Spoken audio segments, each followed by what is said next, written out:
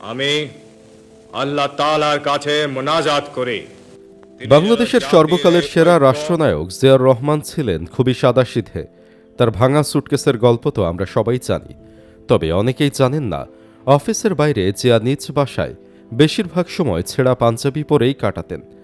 এমনকি তার খাবার তালিকায় এক পদের বেশি তরকারি থাকত না। একজন প্রেসিডেন্ট হিসেবে বিষয়টি অবিশ্বাস্যই। তৎকালীন জাতীয় নিরাপত্তা সংস্থা এনএসআইয়ের তৎকালীন মহাপরিচালক এস আব্দুল হাকিম রাষ্ট্রপতি জিয়াউর রহমানকে খুব কাছ থেকে দেখেছেন। তার লেখা স্মৃতিচারণমূলক বইতে উঠে এসেছে এক অনন্য জিয়ার প্রতিচ্ছবি। কেন জিয়া ছেঁড়া পাঞ্জাবি পরতেন, কেমন ছিল তার জীবনযাপন, তা নিয়েই আলোচনা করব এই ভিডিওতে। বিস্তারিত জানতে ভিডিওটি 1 সেকেন্ডও না টেনে শেষ পর্যন্ত দেখতে থাকুন। এস আব্দুল হাকিম একটি বইয়ে স্মৃতিচারণা করে লেখেন, জিয়াউর রহমান সাহেবের সঙ্গে আমার প্রথম পরিচয় 1977 সালের 20 অক্টোবর। এর আগে থেকেই তার সম্বন্ধে আমার একটা শ্রদ্ধার ভাব জন্মেছিল। 1971 সালের সেই ঐতিহাসিক ভাষণ থেকে 1975 সালের 3রা নভেম্বরের ঘটনায় তিনি যখন বন্দী হলেন, আমি তখন রেঙ্গুনে বাংলাদেশ দূতাবাসে চাকরি করি। 1977 সালের নভেম্বর মাস থেকেই তার সঙ্গে ঘনিষ্ঠভাবে কাজ করার সুযোগ হয় এবং তার মৃত্যু পর্যন্ত অত্যন্ত কাছ থেকে তার সঙ্গে কাজ করার সুযোগ পেয়ে তার প্রতি আমার সম্ভ্রম ভক্তি আর ভালোবাসা ক্রমশ বেড়েছিল। 1977 সালে যখন আমি দিল্লিতে আমাদের দূতাবাসে কর্মরত, প্রেসিডেন্ট জিয়ার এডিসির কাছ থেকে আমার নামে একখানা টেলিগ্রাম এলো। টেলিগ্রামের মর্ম ছিল যে আমি যেন পরবর্তী ফ্লাইটে ঢাকা পৌঁছে প্রেসিডেন্ট সাহেবের সঙ্গে দেখা করি। সোজাসুজি প্রেসিডেন্টের কাছ থেকে টেলিগ্রাম পেয়ে উৎকণ্ঠিত হলাম। ভাবলাম আমার বিরুদ্ধে কোনো মহল থেকে কেউ কোনো গুরুতর অভিযোগ এনেছে কিনা, কারণ সাধারণত প্রেসিডেন্টের কাছ থেকে সরাসরি কোনো অফিসারের নামে এরকম হুকুমনামা আসে না। শঙ্কা আর দুশ্চিন্তা নিয়ে পরের দিনই দিল্লি ছেড়ে ঢাকা এসে পৌঁছালাম। পরের দিন বঙ্গভবনে হাজির হলাম, কিন্তু দেখা হলো না। পরের দিন আবার বঙ্গভবনে প্রতীক্ষার পালা চলল। আমার সামনেই দর্শন প্রার্থীরা প্রেসিডেন্টের সঙ্গে দেখা করছে আর চলে যাচ্ছে। আমার কিন্তু পালা এলো না। এদিকে দুপুরে লাঞ্চের সময় এসে গেছে। প্রেসিডেন্ট সাহেব উঠে পড়বেন ভাবছি, সেদিনও ব্যর্থ হয়ে ফিরতে হবে। হঠাৎ সামরিক সচিব বললেন, বস উঠে পড়েছেন, লাঞ্চে যাচ্ছেন, আপনিও যান। প্রায় দৌড়েই তাকে ধরলাম, কারণ সাধারণ অবস্থায়ও তার চলার গতি ছিল বেশ দ্রুত। পরিচয় দিতেই তিনি বললেন, চলে আসেন আমার সঙ্গে, লাঞ্চ খাবেন। লাঞ্চ খেতে খেতে আপনার সঙ্গে কথা হবে। প্রেসিডেন্টের সঙ্গে লাঞ্চ খাওয়া তো অত্যন্ত সম্মানের ব্যাপার, কিন্তু আমার মন তখনও দারুণ অস্বস্তিতে ভরা। কেন ডেকেছেন সেই চিন্তায় তখনও মন জুড়ে আছে। লাঞ্চ খেতে খেতে তিনি আমার সব বৃত্তান্ত জিজ্ঞেস করলেন, আমার পড়াশোনার ইতিহাস, আমার চাকরির ইতিহাস ইত্যাদি। কথা কম বলছেন, শুধু আমার উত্তর শুনে চলেছেন। এর মাঝে মাঝে একটা একটা প্রশ্ন করছেন। প্রেসিডেন্টের লাঞ্চ অর্থে একটি বিলাসবহুল খাওয়া দাওয়ার আয়োজন মনে করেছিলাম। কথায় বলে রাজভোজ, বাস্তব ক্ষেত্রে দেখলাম তেমন কিছুই নয়। একদম সাধারণ খাওয়া দাওয়া, স্যুপ, রুটি আর এক পদের তরকারি। তখনও জানতাম না যে তিনি কোনো ব্যাপারে বিলাসিতা বাহুল্য পছন্দ করতেন না। খাবার ব্যাপারে আধিক্য একদমই নয়। পরে অবশ্য অনেকবার তার সঙ্গে খাবার সৌভাগ্য হয়েছে। কোনোদিনই খাওয়ার ব্যাপারে আধিক্য নজরে পড়েনি, বরং তিনি বাহুল্যের ঘোর বিরোধিতা করতেন। একাধিক তরকারি হলেই তিনি বিরক্তি প্রকাশ করতেন। তার নীতি ছিল, বাংলাদেশের মতো দরিদ্র দেশে আমরা যেন সব ব্যাপারে মিতব্যয়ী হই। প্রয়োজনের অধিক অপচয় তিনি ঘৃণা করতেন এবং সবাইকে মিতব্যয়ী হবার নির্দেশ দিতেন। অনেক মন্ত্রী তার সঙ্গে খাওয়া শাস্তিস্বরূপ মনে করতেন এবং পারতপক্ষে তার সঙ্গে খাওয়ার প্রস্তাব এড়িয়ে যেতেন। যাক, আগের কথাই ফেরা যাক।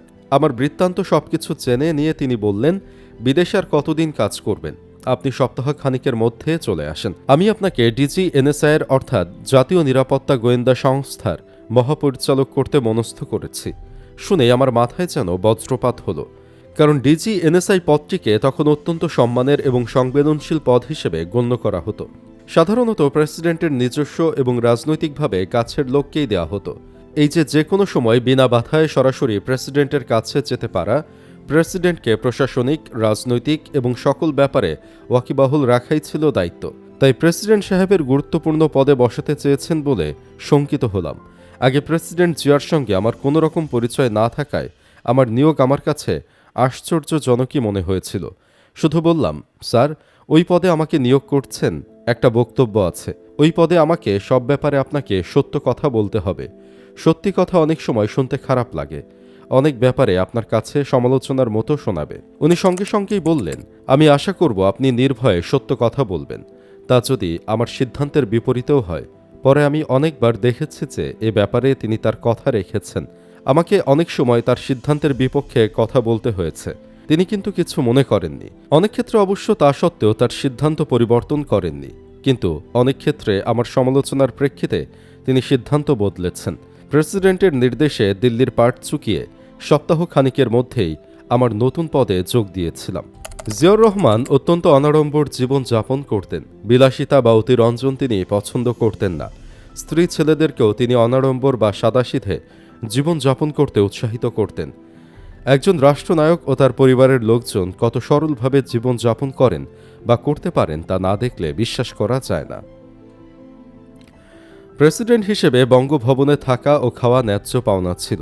তিনি কর্নেল হিসেবে যে বাসায় ঢুকেছিলেন সেই বাসভবনেই আমৃত্যু রয়ে গেলেন। সামরিক বাহিনীর প্রধান হয়েও তিনি সে বাসা ত্যাগ করে চিফ গেস্টের জাঁকজমকপূর্ণ বাসায় গেলেন না, আর প্রেসিডেন্ট হয়েও নয়। তার বাসা বলতে গেলে ছোটই ছিল, ছোট্ট ড্রয়িং রুম, ছোট্ট খাবার ঘর। তার বাসা দেখলে একজন সাধারণ উচ্চ মধ্যবিত্তের বাসাই মনে হতো। ড্রয়িং রুমে সোফাগুলো পুরনো, জানালার পর্দাগুলো সাধারণ কাপড়ের, তাও অনেকদিন ব্যবহারের ফলে রং চটে গেছে। এগুলো বদলাতে তার নিজস্ব খরচ লাগতো না, সরকারের খরচ হতো, কিন্তু সরকারি অর্থ খরচ করতেও তিনি কুণ্ঠিত হতেন। এসব পুরনো জিনিস নিয়েই তিনি সন্তুষ্ট থাকতেন। এসব তুচ্ছ জিনিস নিয়ে তার মাথা ঘামাবার সময়ও ছিল না। তার ঘরে বসেই তিনি অনেক রাষ্ট্রীয় অতিথির সঙ্গে গুরুত্বপূর্ণ আলাপ করেছেন। নিজের মাইনের একটা অংশ তিনি গ্রহণ না করে সরকারকে ফেরত দিতেন। অনেকদিনই তাকে রিপু করা পাঞ্জাবি পরে আমাদের সঙ্গে আলাপে বসতে দেখেছি, অথচ ইচ্ছা করলে তিনি রাজার হালে থাকতে পারতেন। তাকে দেখে আমার সুলতান নাসিরউদ্দিনের আড়ম্বরহীন সরল জীবনযাত্রার কথাই মনে হতো।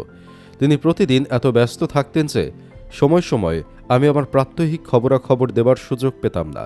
তাই তিনি আমার জন্য একটি সময় নির্ধারণ করে দিলেন, আমি যেন সকালে তার বাসায় এসে যাই।